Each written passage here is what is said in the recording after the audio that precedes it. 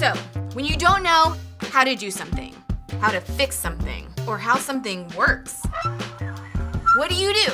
Ask a teacher? Ask your parents? Ask your friends? Ask someone you really know and trust? No! You go to the internet and ask some randos. But I'm not talking about creeps here, I hope. No, I mean the people of the internet! You know, those people who make how-to videos. Because chances are, if you're trying to figure out something, someone on the internet has already figured it out for you. Things like, how do I unsend a text? No. How do I do a winged eyeliner? How do I get rid of the zit by Friday night? How do I get out of gym class?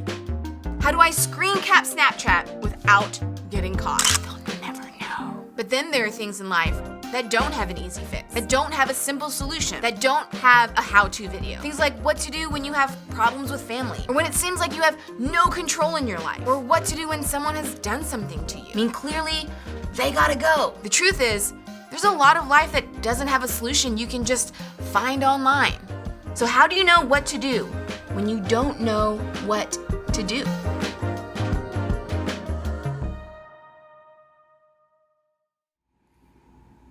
Okay, how many of you overuse emojis, bitmojis, or GIFs when you text? Me, I'm not an emoji person. Although, I guess I do use the thumbs up a lot. But I am a bitmoji guy. And I do love GIFs, sometimes too much for sure, which if you ask my wife, she would definitely confirm. There are, though, a few emojis and bitmojis that I don't often use. But when I do, they say a lot. It's these emojis. The face with no mouth, the face with open mouth, and the face with open mouth and raised eyebrows. So why are these ones bigger deals? Well, these emojis represent shock. It's probably safe to say that most of the time you get one of these emojis, it's typically followed up with a text message that's really long, explaining how something happened that was shocking, but not in a good way, in a bad way. And sometimes that catches us off guard. Something that hits us out of nowhere. Have you ever experienced anything in your life like that? Something that simply rocked your world, caught you off guard, made you feel uncertain, or caused you a lot of hurt. Listen, we're all walking through the coronavirus. We're all walking through COVID-19. We were at school, chilling at Starbucks, hanging out with friends, and then what seemed like out of nowhere, this pandemic happened. And everything that we knew, everything that we were comfortable with, everything that made us feel safe was flipped upside down. And listen, maybe COVID-19 is not a big deal to you, but maybe you've lost a friend or a parent. Maybe you've experienced a hurt so deep that you literally felt it in the deepest parts of your soul. The thing about these shocking, painful moments is that they often hit us out of nowhere. We don't see them coming. And because of that, it's difficult for us to know how they'll make us feel. And because of that, it's difficult for us to know how to respond. Sometimes we'll surprise ourselves. And we'll surprise ourselves with how well we handle it. Other times we'll surprise ourselves with how bad we handle it. And sometimes we'll surprise ourselves by how much it tears us apart. And sometimes we feel closer to God. Sometimes when stuff rocks us, we wonder where God is in it all. Maybe that's you right now as you're going through what you're going through and you're walking through what you're walking through with COVID-19, with past hurts, with present hurts. Maybe you're there right now and you're wondering, where is God through it all? But listen, because we're all wired differently, we all experience hurt differently. But that doesn't change the fact that hurt hurts. Confusion is confusing. And when life hurts, we all find ourselves wondering, what do we do next? That's why we're doing this series. What do we do when we don't know what to do? So over the next couple weeks, we're going to spend some time looking at the life of Joseph. Joseph was one of the most famous people in the first half of history found in the Bible. He's a guy who, just like you and just like me, found himself in all kinds of situations where he didn't know what to do. Like, for instance, family problems. And listen, if you've been stuck in your house for months now, you probably have had a few of those. So we've all heard that parents are not supposed to play favorites or have favorite children.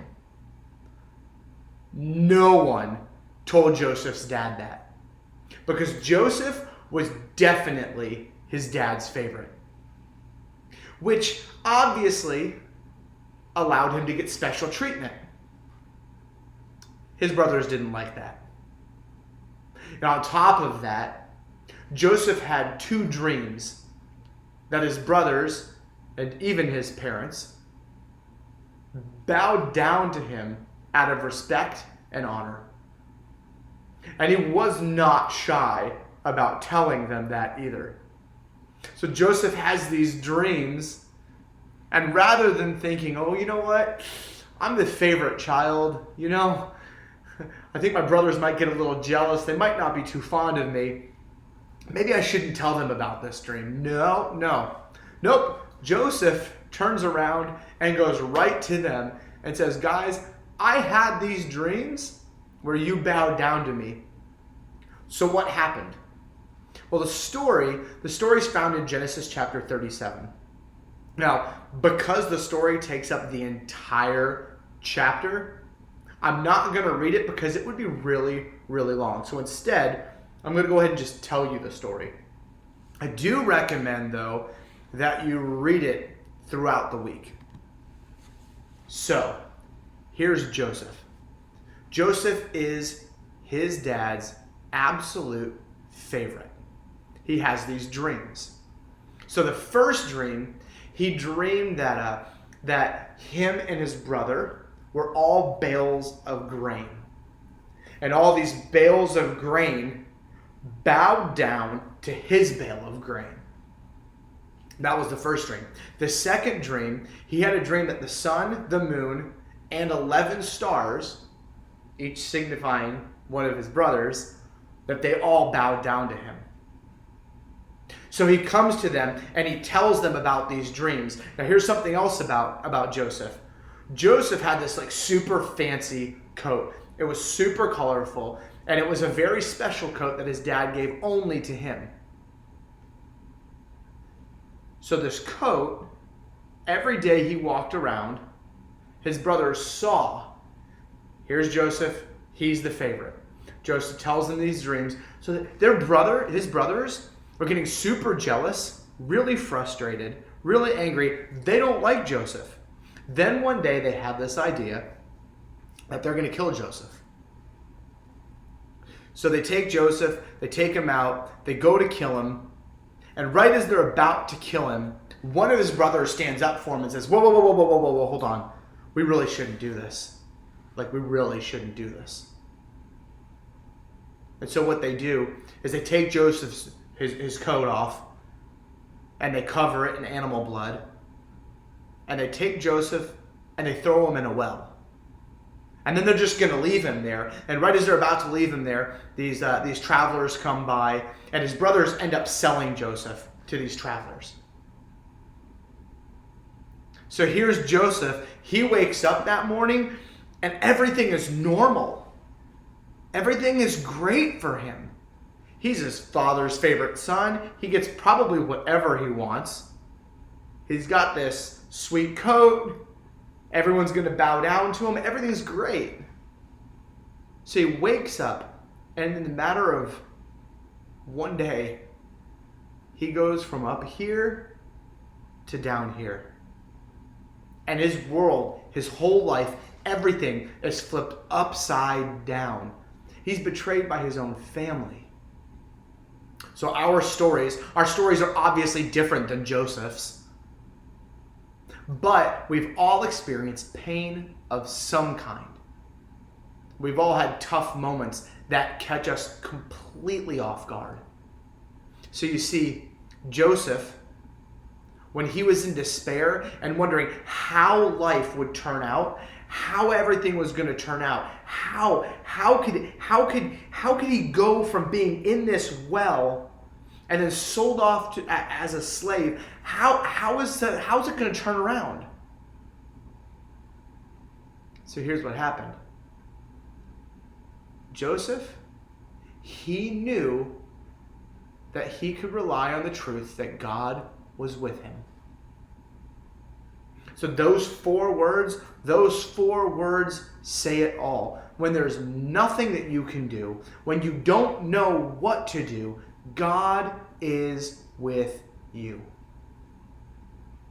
And knowing that God is with you, it may not change the circumstance. Joseph knew that God was with him, but that didn't change his circumstance. Knowing that God was with him didn't magically get him angel lifted up out of the well.